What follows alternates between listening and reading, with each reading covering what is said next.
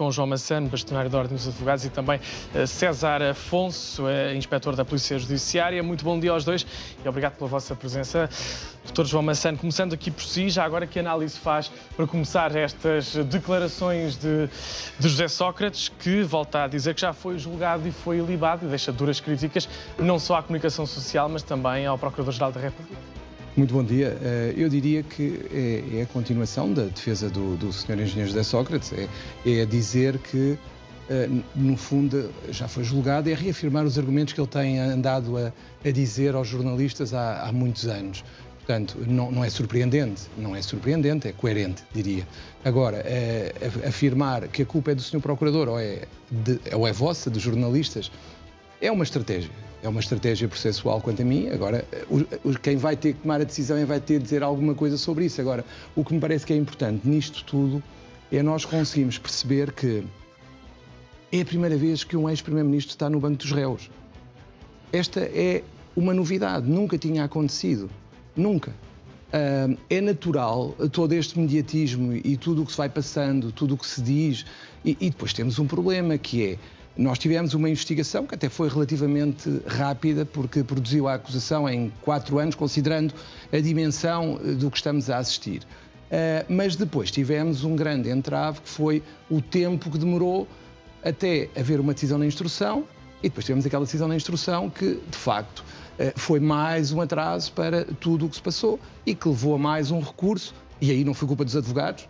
O Ministério Público teve que recorrer porque entendeu que tinha razões para isso, e é isto que é importante, é que muitas vezes nós perdemos a noção do que estamos a falar. Nós não estamos a falar de um processo qualquer. Estamos a falar de um ex-primeiro-ministro. Estamos a falar de um ex-primeiro-ministro pela primeira vez. Portanto, é normal, infelizmente, mas não deveria ser. Portanto, mas a Sócrates também contribui para o espetáculo. Quando vai lá dentro deixar as coisas, volta, vai-se embora e volta. Repare, quer se queira, quer não, era um ex-primeiro-ministro, era um político muito dotado, era um político que tinha uma convicção tremenda a dizer tudo e conseguiu ter uma maioria absoluta. Portanto, ele maneja muito bem a comunicação social. Ele é muito bom nessa parte, ninguém pode negar. Agora, o que nós estamos a falar aqui é julgar alguém. E julgar alguém não pode ser nunca um circo mediático. Não pode. E por isso é muito importante que nós consigamos perceber que, não obstante as tais percepções de que tanto se fala hoje em dia, que condicionam isto, condicionam aquilo, isto é julgar alguém. E já agora, falando aqui de circo mediático, como é que olha para a estratégia da defesa em impedir que este julgamento fosse feito com transmissão televisiva? Eu já tive a oportunidade de me pronunciar sobre a questão da transmissão televisiva de um julgamento. A estratégia processual dos meus colegas é a que eles entendem, eu não posso, naturalmente, nem devo pronunciar-me. Agora, eu não considero que uma transmissão em direto de um julgamento seja adequado, ainda para mais um julgamento destes. Basta ver o que já aconteceu quando tivemos a leitura daquelas páginas durante horas e horas e horas do juiz Ivo Rosa. Aquilo serviu para quê? Aquilo contribuiu para que esclarecimento nenhum. A maior parte das pessoas via aquilo como um Sporting Benfica, ou Sporting Porto, ou Benfica Porto, em que ora era o Ministério Público que marcava golo, ora era o engenheiro José Sócrates que marcava golo. Ali foi o engenheiro que marcou muitos mais, porque de facto foi quase uma goleada, mas de facto aquela forma de falar sobre um despacho serviu para si? Percebeu alguma coisa? Ficou mais esclarecido? Eu acho que não. Nem eu próprio achei que aquilo fosse bom. Aquilo teria sido, e no fundo, a decisão de comunicar da Justiça, de explicar uma sentença, é uma excelente decisão. Agora, não pode ser lida horas e horas a fio com terminologia jurídica que só vai contribuir para acumular maior confusão. Tem que ser feita, quanto a mim, uma súmula em que se explica às pessoas o que é que está em causa. Porque ler aquilo horas e horas a fio não serve de muito. O mesmo se passa com um julgamento. Porque um julgamento, eu não posso estar preocupado se o cabelo está direito ou está torto, se o meu perfil da esquerda é melhor do que o da direita. Eu tenho que estar preocupado em defender o meu cliente, seja ele qual for. Contar a sua versão sem estar preocupado com a minha versão teatral. Esta é a minha opinião, porque eu acho que a justiça não pode ser um teatro à americana, porque não é não é a nossa forma de estar. Por isso...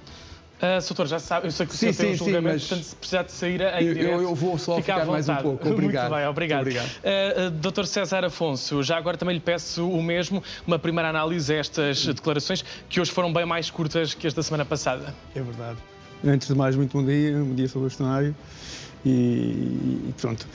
De facto, o engenheiro José Sócrates é uma personalidade única, como dizia o doutor, é um político de excelência. Ele está muito habituado a manobrar com a comunicação social, é um local onde ele se sente perfeitamente à vontade, convicto das suas ideias, daquilo que transporta, com capacidade para convencer também os outros daquilo que traz é a verdade absoluta de tudo, e acho que ele, em termos de julgamento, é uma ótima presença em julgamento e é uma ótima testemunha também, porque traz sempre uma grande credibilidade àquilo que transporta e àquilo que diz.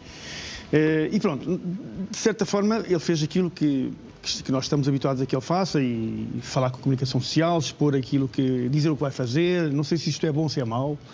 Como dizia o doutor, acho que a justiça tem que ter o seu recato, tem que ser, por isso é que ela é cega, tem aquela venda nos olhos e é cega e surda e muda, não pode, tem que estar no seu espaço, sem estes circos mediáticos, porque só assim é que se consegue fazer uma boa justiça, sem influências externas, sem grandes pressões sobre os personagens judiciários, sobre os juízes, procuradores, sobre os próprios advogados, que têm estas pressões todas e que também procuram fazer pressão, naturalmente, aproveitando estes meios também para contraditar aquilo que está a ser criado também na opinião pública. É assim, de facto este processo é um processo único e é um processo que definitivamente altera o panorama judicial português. É a primeira vez que julgamos um primeiro-ministro, aliás, uma personalidade deste tipo, e ainda por mais um primeiro-ministro como o José Sócrates. Não tivemos absoluta, exatamente. Teve uma maioria, exatamente. Assim tantas. Não tivemos assim tantas. Não, é que ele foi um político corajoso. Não temos que dizer isso. Não podemos também dizer que tudo. Isso não põe em causa nada. Exatamente, não põe em causa nada.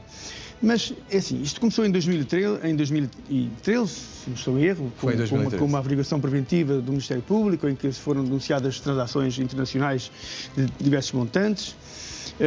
Em 2014 é aberto o inquérito que depois, em 21 de novembro, se não estou em erro, o engenheiro José Sócrates é detido com um grande aparato na comunicação social no aeroporto de Lisboa. E eu penso que na altura o Ministério Público estava convencido que tinha de facto uma prova muito sustentada. E acho que aí é que foi o grande erro.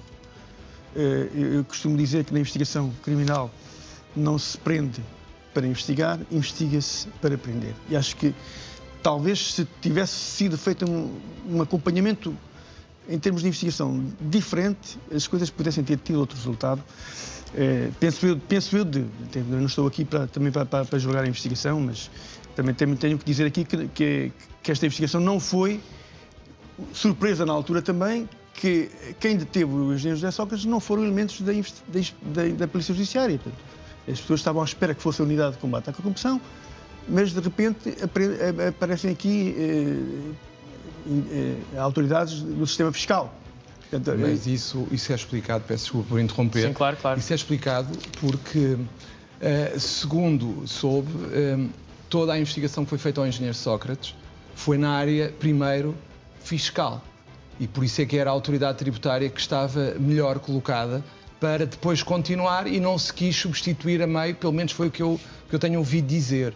Porque foi essa a justificação. Mas se me diz, é óbvio que se calhar se perguntarmos aos senhores procuradores, se calhar eles também iriam para outra entidade, nomeadamente a Polícia Judiciária, que é a nossa polícia por excelência para este tipo de situações. Agora, também compreendo que se quem acompanha há mais anos a situação, porque aquilo, não nos podemos esquecer, toda esta situação começa pela situação fiscal. Porque não havia o resto. O resto surge depois à medida que se puxa, no fundo, o fio. E essa é a questão. E depois, naturalmente, não quero dizer se foi bom, se foi mau, se foi ser a autoridade tributária, se foi ser logo a Polícia Judiciária. A opção, eu compreendo-a. É um pouco a equipa que está a ganhar, ou que pelo menos está no terreno já há algum tempo a conhecer, estar a tirar a meio, às vezes dá resultado, outras vezes não. Portanto, eu compreendo essa opção. Claro que se calhar perguntarmos aos seus procuradores, eles também acham que o melhor teria sido se calhar a Polícia Judiciária, como disse, e bem, e eu concordo. Agora, a razão objetiva é esta. Na altura em que, de facto, já se passaram mais de 10 anos. Nós já vamos voltar aqui à conversa. Vou só agora em direto para o Campos de Justiça. É lá que está a Débora Carvalho, ela está connosco.